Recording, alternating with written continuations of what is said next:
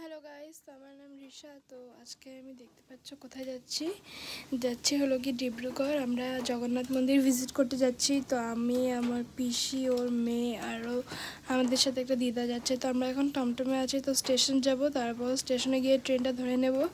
তো এখন আমি ট্রেনে বসেছি। তো দেখতে পাচ্ছ খুব একটা ভিড় না ট্রেনটার মধ্যে, ঠিকই আছে, সবাই জায়গা পেয়েছি, বসে আছি। এখন আমরা যাচ্ছি। তো বাইরের ভিউটা দেখতে পাচ্ছ খুবই সুন্দর। এখন একটা ব্রিজ পেয়েছি, বগিবিল ব্রিজ, সবাইতে বড় ব্রিজ একটা। তো আমরা ট্রেনের থেকে নেমে অটো ধরে নিয়েছি, দেখতে পাচ্ছ।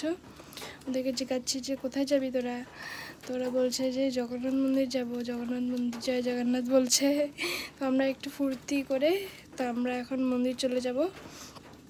তো আমরা কেউ খেয়ে নিই, সবাই উপোস আছি, পুজো করে তারপর খাবো সবাই।